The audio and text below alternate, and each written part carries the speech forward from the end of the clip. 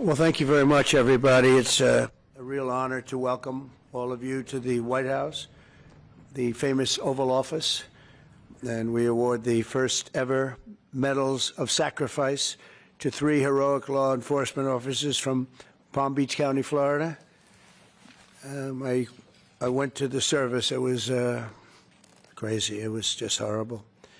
Earlier today, Congressman Brian Mast, who's right here, introduced a bill to ensure this new medal will be awarded to any law enforcement officer or first responder who gives his or her life in the line of duty. I also want to recognize Laura and Eric Trump for their work to make this medal reality. Thank you, Laura, and thank you, Eric. Appreciate it very much. Thanks as well to Attorney General Pam Bondi, who's with us. Pam, thank you very much. I appreciate it. So busy. She's so busy, but you wouldn't miss it. Secret Service Director Sean Curran. Sean, wherever you may be. Hi, Sean. Congressman Byron Donalds, State Representative Meg Weinberger, and Dan Newland. Thank you. Thank you, Dan. Thank you, everybody. Thank you, Byron. Thank you, everyone. Really great that you're here. I also want to express our gratitude to Major Paul Vercoda. Where is Paul? Paul. Thank you, Paul. Captain Ryan Mugridge. Thank you, Captain. Lieutenant Shandon Hood. Thank you, Shandon. Sergeant Scott Yoder. Thank you very much, Sergeant. Deputy Sheriff Christopher Farron. Thank you very much, Christopher. And Deputy Sheriff Chris Cameron. Thank you very much. Thank you.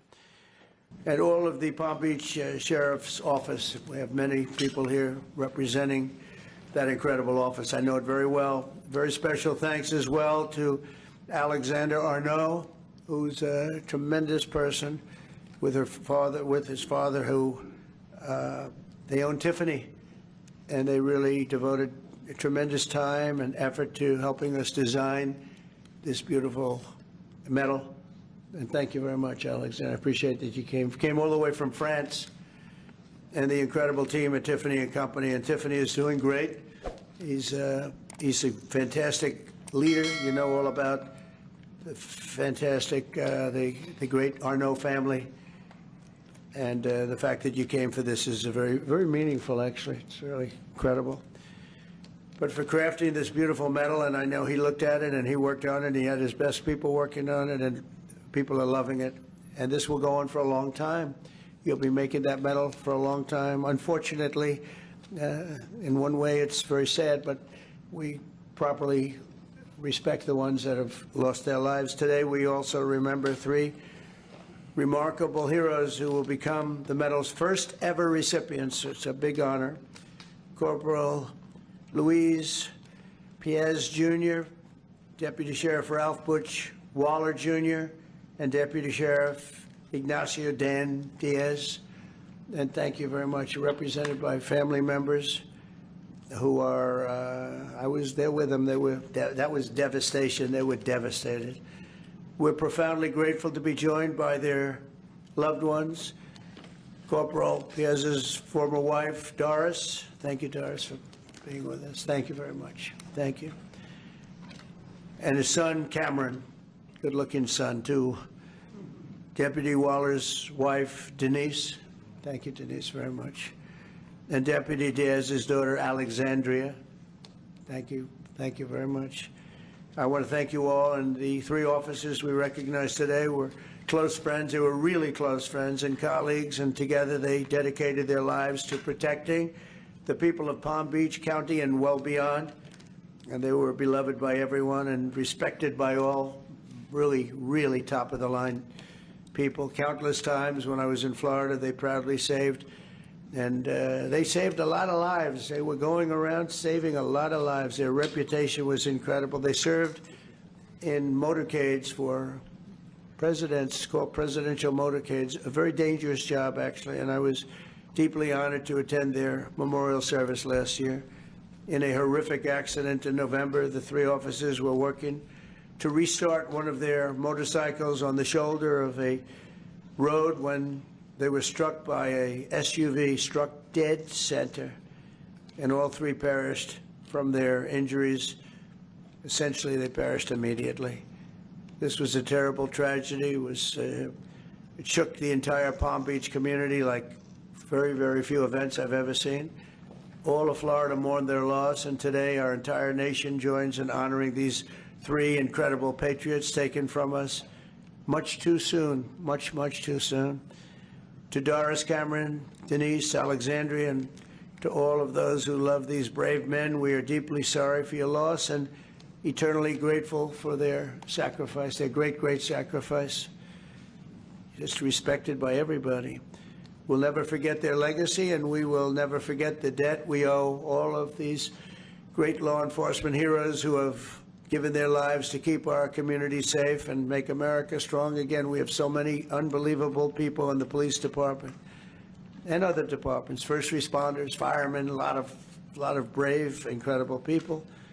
And I'd now like to ask my son, Eric Trump, to say a few words, followed by Congressman Brian Mast and Alexander Arnault, who's going to be giving out the medals. Then I'll present the medals of sacrifice. Thank you very much, everybody. Thank you for being here, too. Thank you.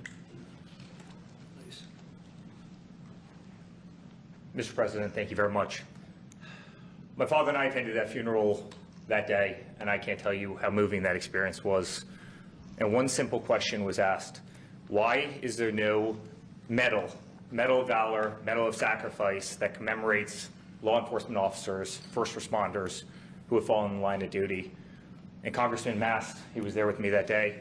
He was with my father, and we said, we're going to take care of this problem. We're going to get involved. And the first call that was made was to the great Arnault family who owns Tiffany's, and they said, without hesitation, that they'd be honored to design something absolutely beautiful that's a tribute to these incredible officers, these incredible EMS responders.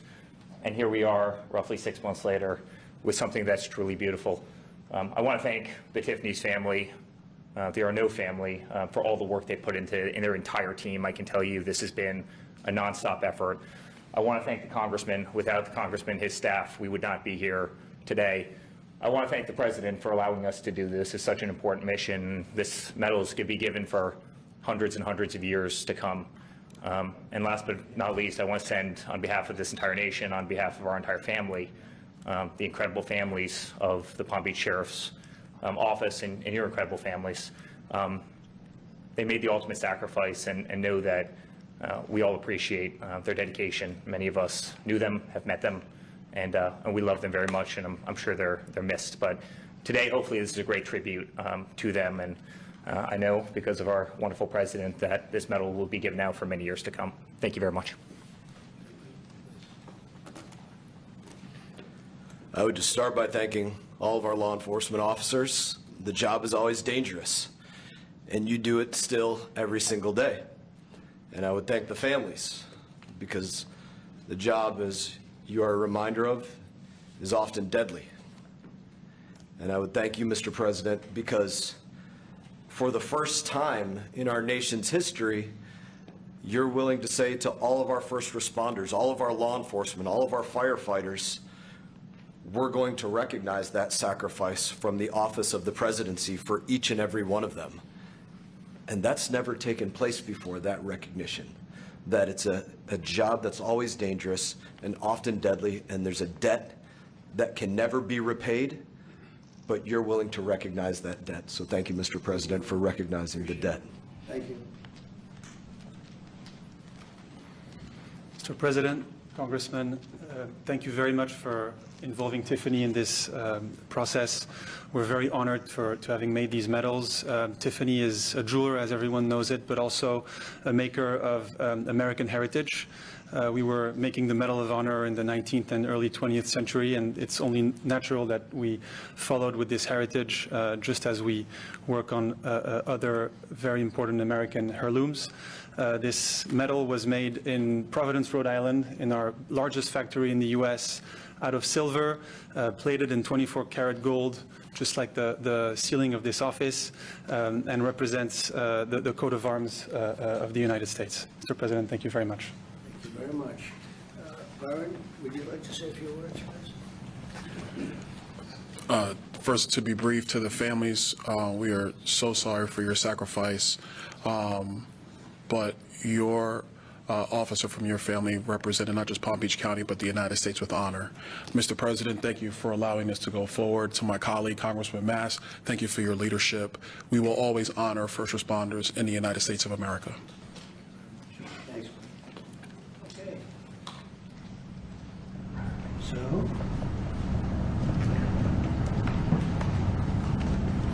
you want to help us out with this? You're the one that made it. That's beautiful.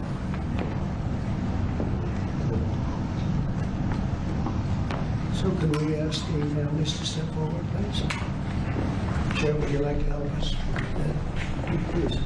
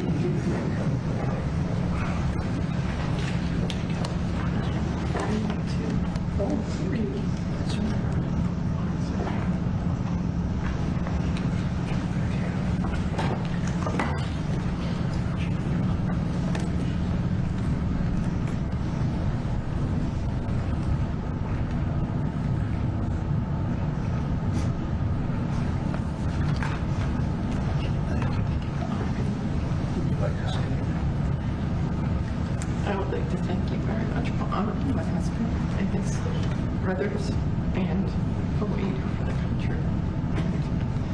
Making this so very special for them and for all the people to come. It's a club you never want to be in, but you honor them and it just means the world. Thank you. Thank you for everything. Thank you. Appreciate it. Thank you. Can I just say something about everybody? Do you want me to go over there or here? To the-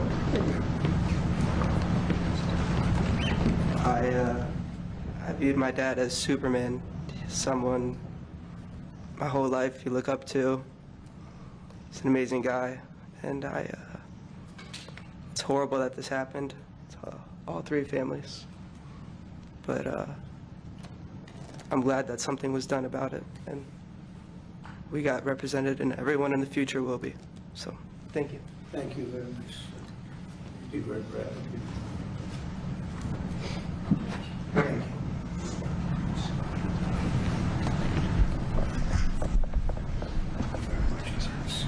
Thank you, Mr. President. Thank you very much. Thank you very much.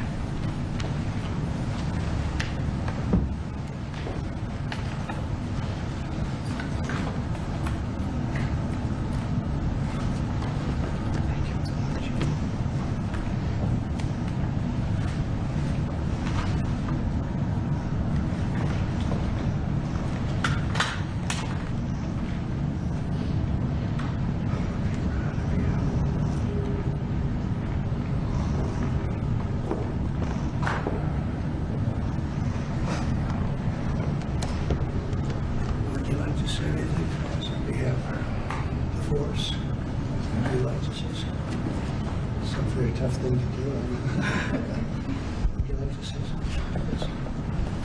Mr. President, on behalf of Sheriff Rick Bradshaw and every member of the Palm Beach County Sheriff's Office, we can't thank you enough for taking the lead on this and recognizing the extreme sacrifice of our three brothers. Words really can't express how thankful we are. Thank you very much. And we have a fourth, and we're going to give this to you. Hopefully, it's maybe never going to be given out. So we'll give it to Sheriff Bradshaw, who's an incredible sheriff. And you've done an amazing job, and we'll have it should something happen. And that's right here, okay? So, Yes, sir. Thank you. and I hope it never has to be given out, frankly. Thank you very much. Thank you, Mr. President. Thank you. much. Well, thank you. Do you have any questions for what you just saw? That's so important. I mean, people have talked about it for years. I want to thank Brian Mass for what he's done, Congressman. He's been unbelievable. He's a great representative. And he worked hard. He wanted to do it right, and we wanted to go somehow. We could get him done pretty easily in one way, but we wouldn't get him done by Tiffany. And the fact that the Arnault family stepped up was absolutely incredible. It means more when you get a name like that. I think it means something extra. But these were incredible people, and they're looking down on you right now, and they're very, very proud, very, very proud of all of you. And it's too bad we had to be doing this, but I was there with you that day. That was a rough day. Thank you very much. Would you have any questions? Yeah. Do you have plans to give this award to any other families posthumously who find themselves in the same position as having made this sacrifice, and then after the test, one question about your cause back? Having to do from a previous? We're looking at the possibility of that, yeah. You had a lot of people die in the line of duty when you think of it.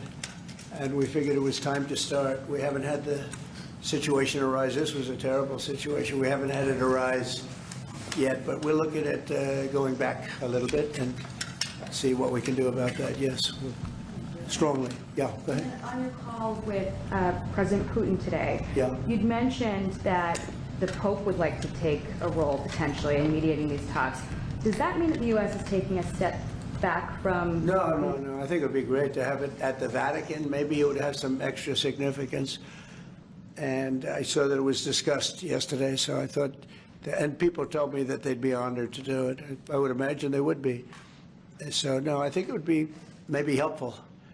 There's tremendous bitterness, anger, and I think maybe that could help some of that anger. So having it at the Vatican would be, in Rome, would be I think it would be a great idea. Thank you. Mr. President, as you know, Go ahead. Mr. President, as you know, 2.5 months ago, Ukraine President Zelensky agreed to that 30-day ceasefire that's been on the table all of that time. What was the extent of your conversation with President Putin today about having him agree to that same 30-day ceasefire proposal that you, Mr. President, put on the table?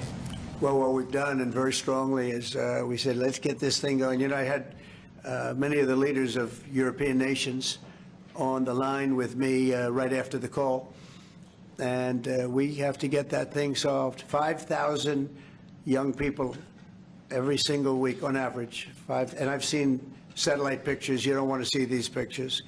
We'll have to see what happens. This was not my war. This is not a war that would have happened if I were president. This is not my war. I'm just here to try and help. We've spent hundreds of billions of dollars on this war, and yet that's not, frankly, we made much more than that just in 4 days in the Middle East. It's a lot of money, but we do much. This is about thousands of people dying every single week. 5,000, 6,000 people dying every single week. And just like you have the relatives here, wives and children and everything, you have, these soldiers, they say goodbye in Ukraine and in Russia, and then their parents never see them again, except maybe in pictures of horrible scenes, because I've seen some scenes, I've never seen anything like it.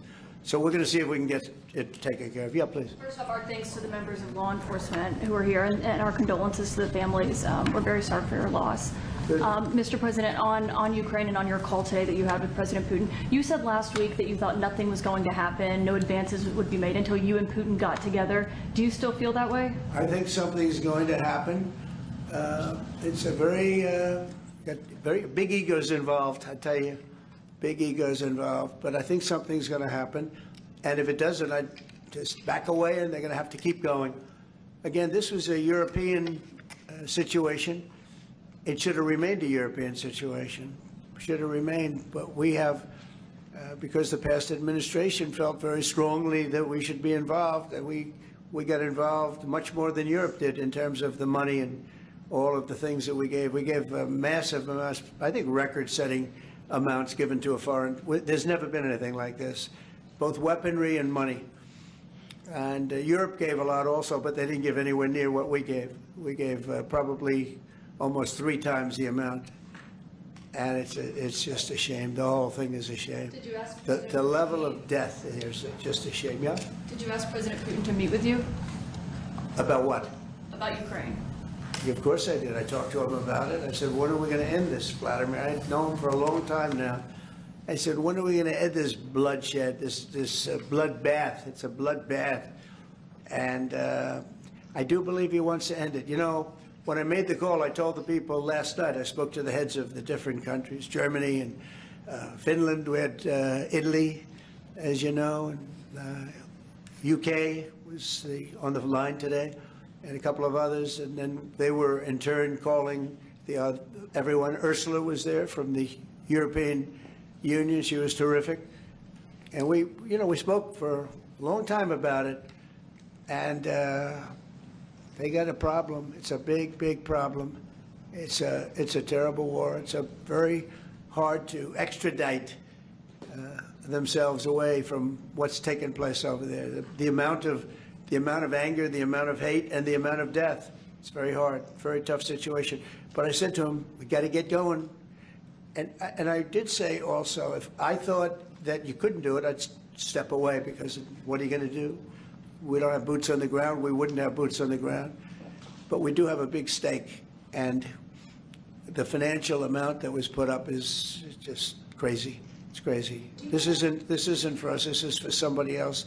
The amount of money that we put up is record-setting. There's never been anything like this.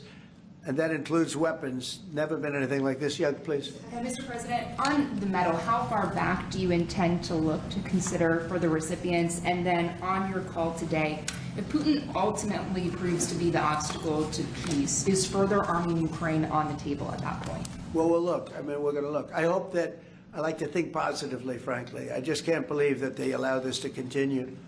This would have never happened if I were president, and most people admit that. It would have, and it didn't happen for 4 years. And October 7th would have never happened either. That's the attack on Israel. That would have never happened.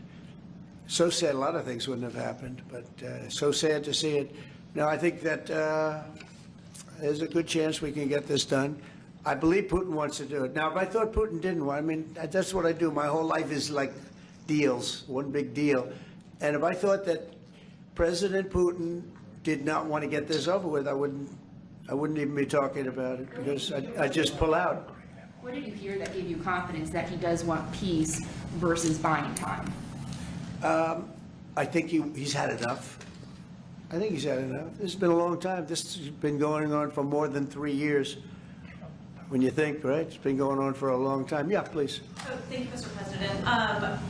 When you implored him to stop previously, Vladimir stopped on social media, and he didn't. He just continued. I'm curious, did you bring that up with him in your phone call today? You have to talk. Sorry. You previously on Truth Social implored President Putin to stop. You wrote Vladimir stop, and he didn't stop. Quite the contrary.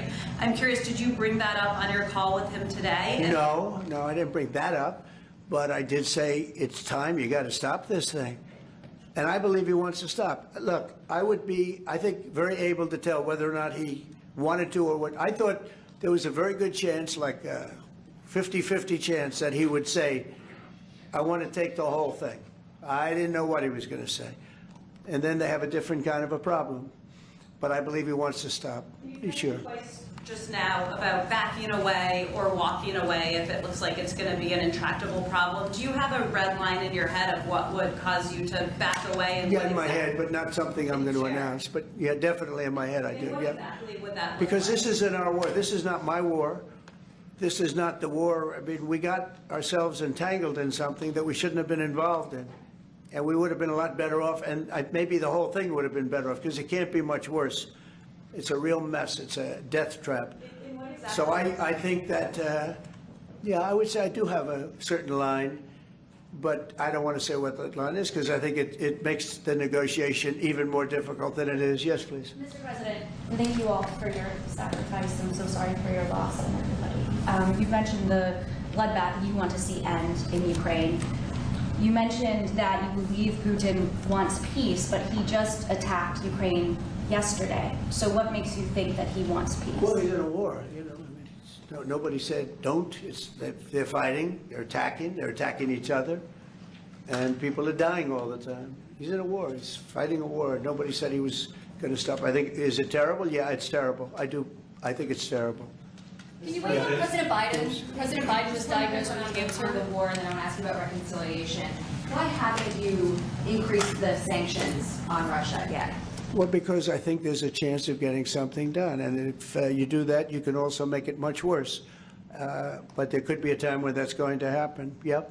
Mr. President, Who's going to say with the ratings downgrade from... Do you want to respond to President Biden being diagnosed with cancer? Are you going to call your predecessor?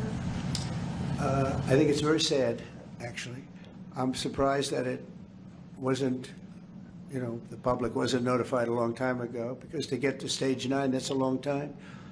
I just had my physical. You saw that. You saw the results of that particular test. I think that test is standard to pretty much anybody getting a physical, good physical. We had the doctors at the White House and over at Walter Reed, which is a fantastic hospital. I did a very complete physical, including cognitive tests. I'm proud to announce I aced it. Got them all. I got them all right. You proud of me? Yes. Your husband would be proud of me for getting them all right. It's a little risk. If I didn't get them all right, these people would be after me. It would be not a good situation. But I think, frankly, anybody running for president should take a cognitive test. They say it's unconstitutional, but I would say in that particular case, having a cognitive test wouldn't be so bad. But when you take tests, medical, as a male, that test is very standard. I don't know if it's given to everybody, but it's given just about. And it takes a long time to get to that situation. Now, I think, to get to a stage 9, I think that if you take a look, it's the same doctor that said that Joe was cognitively fine. There was nothing wrong with him. Well, he said, if it's the same doctor, he said there was nothing wrong there, and that's being proven to be a sad situation. And the auto pen is becoming a very big deal. The auto pen is becoming a big deal because it seems like that maybe was the president who ever operated the auto pen. But when they say that that was not good, they also, you have to look and you have to say that the test was not so good either. In other words, there are things going on that the public wasn't informed, and I think somebody's going to have to speak to his doctor, if it's the same, or even if it's 2 separate doctors. Why wasn't the cognitive ability, why wasn't that discussed? And I think the doctor said he's just fine, and it's turned out that's not so. It's very dangerous. Look, this is no longer politically correct. This is dangerous for our country. Look at the mess we're in. You're talking about all these questions on Ukraine and Russia that would have never happened. As an example, if I were president, it would have never happened. The other thing is you have to say, why did it take so long? I mean, when this takes a long time, can take years to get to this level of danger. So it's a very, very sad situation, and I feel very badly about it. And I think people should try and find out what happened, because I'll tell you, I don't know if it had anything to do with the hospital. Walter Reed is really good. They're some of the best doctors I've ever seen. I don't even know if they were involved, but a doctor was involved in each case. Maybe it was the same doctor, and somebody is not telling the facts. That's a big problem. President Zelensky of Ukraine says the Ukrainians are ready for a ceasefire, they're ready for peace negotiations. In your mind, is Ukraine doing enough to get this? I'd rather tell you in about 2 weeks from now, because I can't say yes or no. I think, look, he's a strong person. Zelensky, a strong guy, and he's not the easiest person to deal with. But I think that he wants to stop. He's, not. It's a very bad thing that's happening over there. I think he wants to stop. But I could answer that question better in 2 weeks or 4 weeks from now. I hope the answer is that he wants to get it solved. I want to thank everybody very much, and on behalf of the United States of America, we greatly honor your family and your friends, and everybody that had to suffer so much. But you have some 3 great men that are looking down on you, and they're very proud right now. They're very proud. This is the Oval Office, and they're a big part of it now. They're a part of the Oval Office, the White House. And thank you all very much. Thank you. Thank you, Sheriff. Thank you very much, everybody. Thank you.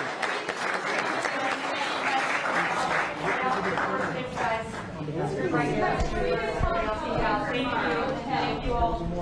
Thanks, guys. Thanks, guys. Head right out this way. Just go forward. Thank you. All right, let's go, guys.